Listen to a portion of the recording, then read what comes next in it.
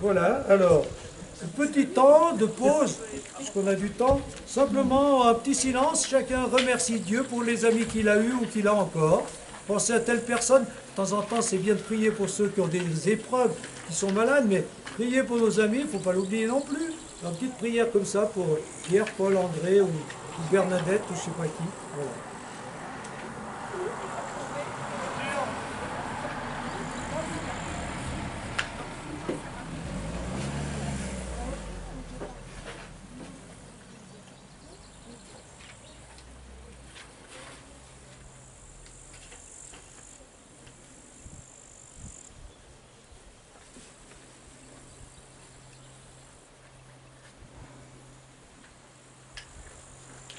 Voilà, alors, troisièmement, la fondation d'une œuvre. Donc ça, c'est la grande œuvre de Ozanam, la Société Saint-Vincent de Paul.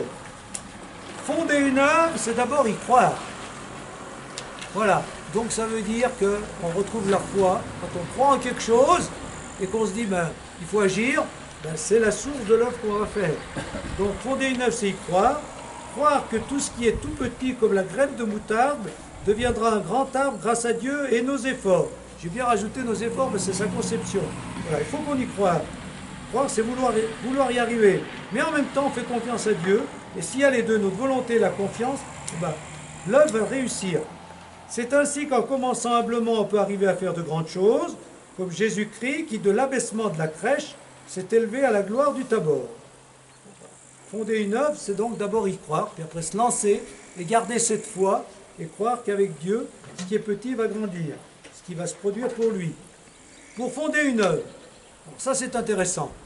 Il faut être attentif à deux choses, aux besoins, mais aussi aux critiques de ceux qui nous accusent de ne rien faire, comme ces étudiants, c'est ce que je vous disais tout à l'heure, qui disaient à Ozanam, le christianisme autrefois a fait des prodiges, mais aujourd'hui le christianisme est mort. En effet, vous qui vous vantez d'être catholique, que faites-vous? Où sont les œuvres qui démontrent votre foi et qui peuvent nous la faire admettre et respecter?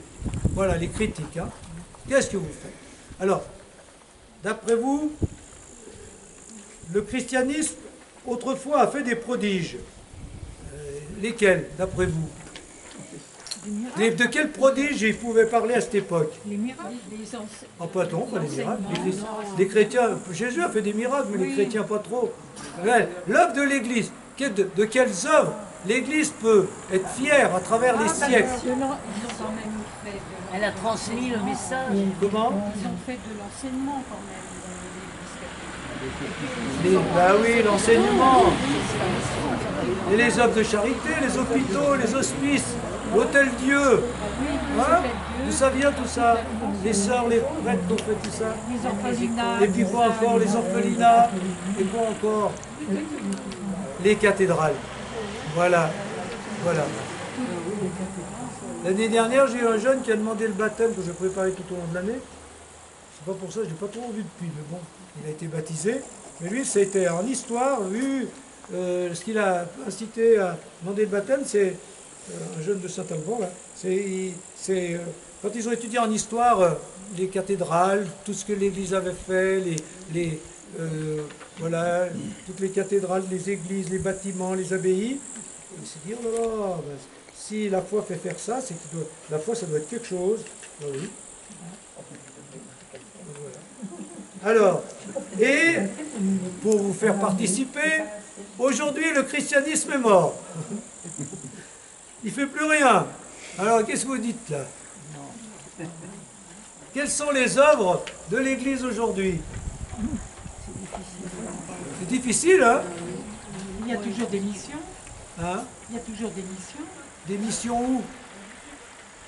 Ah ouais, là, le 19e siècle, c'était le siècle des missions. L'Église allait agir dans le monde et... Il y a plein d'associations. Mais oui, c'est pas toujours quelqu'un. Voilà.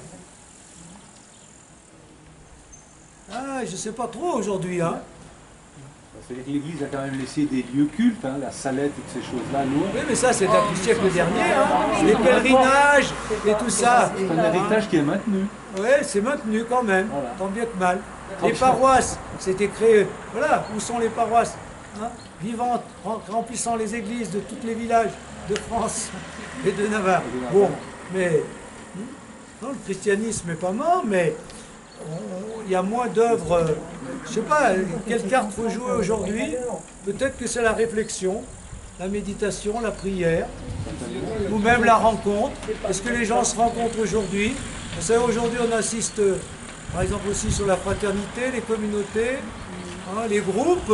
Il n'y a pas tellement de lieux où les gens se retrouvent un peu fraternellement et en approfondissant un peu ce qu'ils vivent. C'est bien superficiel, hein, tout ce qui existe. Donc je pense qu'une des cartes à jouer, c'est celle-là. Elle sait mieux vivre avec les mécréants. Ah, Elle rencontre les autres elle n'est plus, religions. voilà. Elle sait mieux vivre avec les autres, peut-être. Avant, elle condamnait beaucoup plus, ouais. C'est une des évolutions. Elle rencontre davantage les autres religions. Oui. Mais je pense qu'une des cartes à jouer, c'est ça, c'est se rencontrer fraternellement et spirituellement. Je pense, même si justement c'est tout petit, mais comme l'a dit tout à l'heure Ozanam, hein, nous aujourd'hui on repart sur des bases voilà, moins triomphantes. Hein. On est moins présent partout, on est moins puissant, mais dans la mesure où on aide les gens à se retrouver, voilà. Hein, même dans les lieux où il n'y a plus de messe le dimanche, les évêques ou l'église, faire des petites fraternités, où on se retrouve à 4-5, on mange, on partage quelque chose, on prend l'évangile, on médite. Moi je crois, voilà, il faut... C'est l'avenir de l'Église. Comment? C'est l'avenir de l'Église. C'est l'avenir, peut-être bien. Retrouver des petites fraternités, et des grandes communautés s'il y en a encore, mais des petites fraternités où on partage. Voilà, les soucis, voilà, et justement l'amitié. Hein. Donc par définition, c'est moins visible. Ça existe déjà ça. Mais ça ne se voit pas parce que c'est pas comme des grands rassemblements. Moi je crois qu'il faut bien travailler ça, recréer des petites fraternités, des petits groupes d'amitié avec un partage spirituel. Et parce que les gens maintenant c'est voilà, la fraternité, c'est un peu chacun pour soi, et puis l'approfondissement, il y a des discussions un peu superficielles, mais en profondeur pas beaucoup. Des lieux de parole. Des lieux de parole, voilà. Du coup, Ozanam va dire à ses amis que nos actes soient d'accord avec notre foi. Mais que faire? Secourons notre prochain et mettons notre foi sous la protection de la charité. C'est beau comme expression, hein? Mettons notre foi sous la protection de la charité. Très bien. L'originalité de ce secours du prochain, c'est qu'il est inspiré par la prière. Il fut convenu dès les premiers jours qu'on visiterait les pauvres chez eux et qu'on prierait. Ça, c'est l'originalité de Saint Vincent de Paul. Donc, c'est sa citation à lui. Hein. Oui, hein. Donc, d'entrée, on va chez les pauvres. Donc, on retrouve la prière qu'on n'a pas exprimée tout à l'heure, hein, parce qu'elle est pour lui évidente. Donc, on va chez les pauvres, mais on prie pour eux, on prie avec eux. Et c'est la prière qui est la source de la charité. Donc aujourd'hui encore, dans le Saint Vincent de Paul, hein, il y a l'aspect spirituel qui est prioritaire, hein, enfin prioritaire, qui va vraiment de pair avec la charité. Hein. Il ne faut pas simplement voir les pauvres, les aider, il ne faut pas que la charité soit simplement de la solidarité. Hein. Il faut bien que ce soit la charité du Christ. Et donc pour ça, on se ressource dans le Christ. D'accord ? Voilà. Évidemment, quand d'autres conférences naîtront, Ozanam les félicitera, les encouragera ou même les visitera.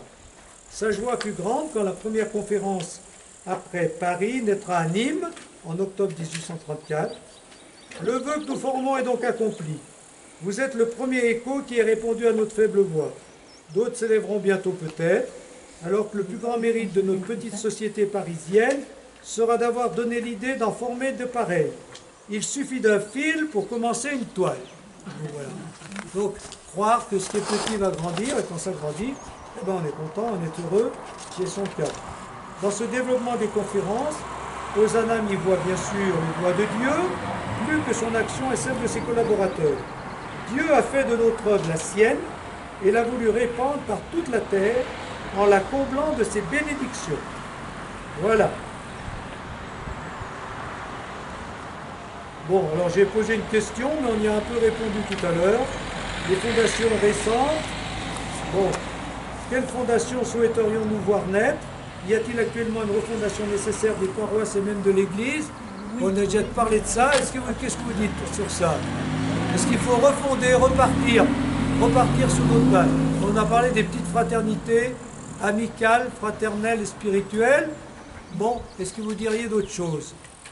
Vos paroisses, l'Église d'aujourd'hui, quand on voit, j'ai mis quelle fondation souhaiterions-nous voir naître, hein, vous voyez bien que dans les fondations récentes de ces 50 dernières années, le bateau a pris un peu l'eau, hein, avec tout ce qui s'est passé dans les communautés nouvelles.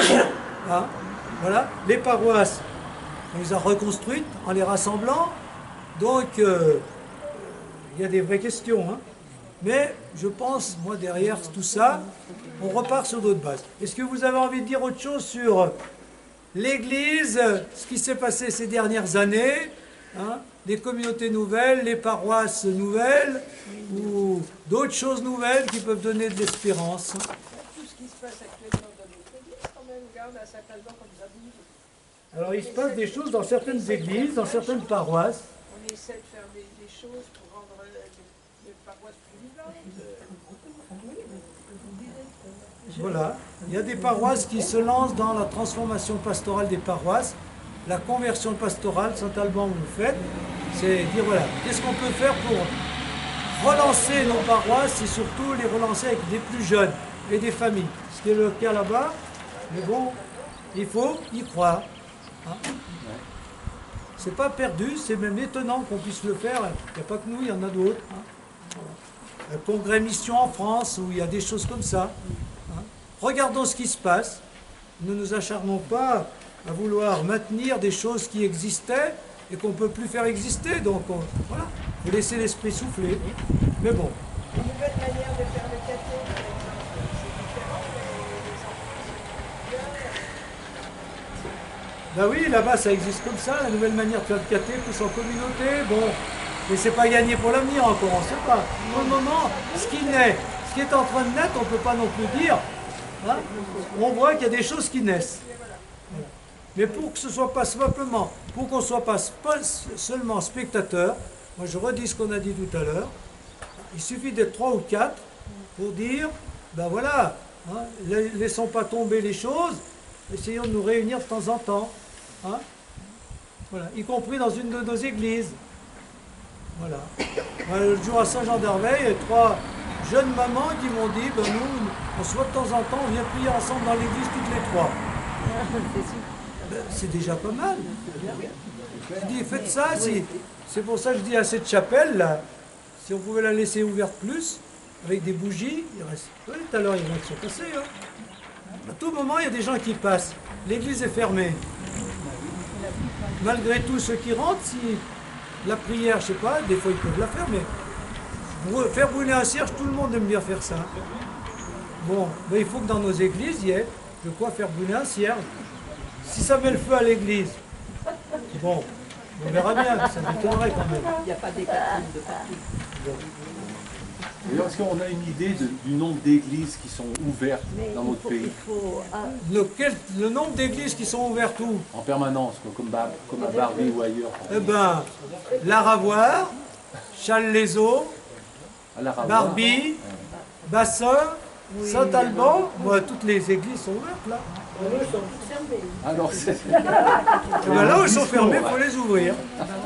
Non, mais c'est important, ça. C'est pas normal. Ça, l'évêque, Philippe Ballon, insiste beaucoup là-dessus. Hein. Il dit, mais vous volez, qu'est-ce qu'ils vont voler? Ben, s'ils volent, si on... Non, mais il faut ouvrir les églises. Hein. S'il y a plein de gens qui passent et qui au moins voient qu'elles... Si elles sont fermées, ils ont l'impression que c'est tout fini, quoi. C'est ça. Maintenant, si 2 ou 3 veulent y aller de temps en temps prier, c'est encore mieux. Hein. Voilà. Et ça, c'est à la portée de vous tous, là où vous êtes. Bon. Et pour ça, il faut que les églises soient ouvertes. Ben oui, mais il suffit que ceux qui ont envie disent, moi je peux ouvrir l'église. Voilà. Voilà. Même s'il ouvre qu'à midi et non pas à 5 h du matin. Puis, hein. Si, à Barbie, à 5 h du matin, il y avait un militaire,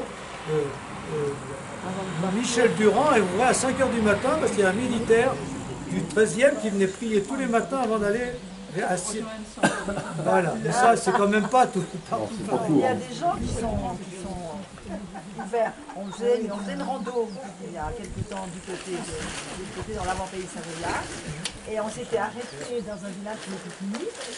Et à ce moment-là, on s'installe tous, il n'y avait pas trop d'espace, il y avait un petit parc à côté. Puis on commence à s'installer tout autour de l'église. Et il y a une dame qui est venue nous voir, on disait, écoutez, si vous voulez, je vous ferai visiter notre église. Elle a dit, ben, c'est super. Et elle est venue après notre pique-nique, elle nous a fait visiter, elle a tout expliqué, ce qui était là. Et tout le monde était super content, alors qu'on n'était pas un groupe de chrétiens, on marchait dans un groupe de Ben voilà. randonneurs. Il faut des veilleurs qui veillent, et s'il y a des gens qui sont là, ils s'ouvrent. Pourquoi pas? On y va, l'apostolat auprès des pauvres, les pauvres, visage de Dieu. Ça, c'est un fil conducteur de l'évangile et de l'histoire de l'Église. Hein. Nous ne voyons Dieu que des yeux de la foi. Et notre foi est si faible. Mais les hommes, mais les pauvres, nous les voyons des yeux de la chair. Ils sont là. Nous pouvons mettre le doigt et la main dans leurs plaies. Et les traces de la couronne d'épines sont visibles sur leur front. Ici, l'incrédulité n'a plus de place possible. Voilà. Nous devrions tomber à leurs pieds et leur dire avec l'apôtre, vous êtes nos maîtres et nous serons vos serviteurs. Vous êtes les images visibles de ce Dieu que nous ne voyons pas, mais que nous croyons aimer en vous aimant. Bon. Ça, c'est quelque chose que vous connaissez tous, mais qui est bon de rappeler. Dieu, on ne le voit pas, en tout cas pas avec nos yeux de chair, on le voit avec notre cœur peut-être. Et les autres, les pauvres et ceux qui ont besoin de nous, eh bien, on les voit, encore faut-il les voir vraiment. Et donc là, c'est la parabole de dimanche prochain, la parabole du bon samaritain. Parce que le prêtre et le lévite, ils voient bien, ils voient le blessé, mais ils passent outre. Donc, voir les pauvres, c'est bien, voir ceux qui ont besoin de nous, c'est bien, mais encore faut-il répondre à leurs besoins et aller vers eux. Donc, voilà. Les pauvres, visage de Dieu, à condition qu'on voit bien Dieu en eux et que ça nous mette en route vers eux. Hein. Voilà, donc ça, c'est bien ça la vraie, ce qui veut dire. Hein. Les pauvres, visage de Dieu, condition qu'on soit capable de voir Dieu en eux et que, à cause de cela, on aille vers eux pour répondre à leurs besoins. Les pauvres nous enrichissent, que de foi, accablés de quelques peines intérieures, inquiets sur ma santé mal affermie, qui a toujours été son cas, je suis entré plein de tristesse dans la demeure du pauvre confié à mes soins, et là, à la vue de tant d'infortunés, plus à plaindre que moi, je me suis reproché mon découragement. Je me suis senti plus fort contre la douleur, et j'ai rendu grâce à ce malheureux qui m'avait consolé et fortifié par l'aspect de ses propres souffrances, et comment, dès lors, ne l'aurais-je pas aimé? Eh bien, quand on a de la peine, quand on souffre de quelque chose, il suffit d'aller vers quelqu'un qui souffre encore plus que nous, et ça résoudra notre problème, au moins en partie. En tout cas, on aura la force de supporter notre peine. Donc voilà, en quoi les pauvres nous enrichissent, parce qu'ils nous montrent que ils sont plus pauvres que nous, et que, au lieu de se plaindre de ceci ou de cela, hein, eh bien, on ferait mieux de faire face à ce qui ne va pas bien chez nous, et c'est ce qu'ils nous disent, directement ou indirectement. Bon, je pense à tous ceux qui sont pour moi des pauvres, que j'essaye d'aider, et qui m'apportent peut-être plus que ce que je leur apporte, en me faisant sortir de moi-même et de mon confort. Voilà. Eh bien, je vous laisse un petit temps de silence, pour que vous disiez, chacun se dise à lui-même, quels sont les pauvres que je vois et vers qui je vais. Ça peut être dans la famille, hein, ça peut être autour de soi. Les pauvres qui ont besoin de moi et en qui j'essaye de voir quand même le Christ qui dit, ben voilà, je suis là. Hein. Donc, on réfléchit en silence.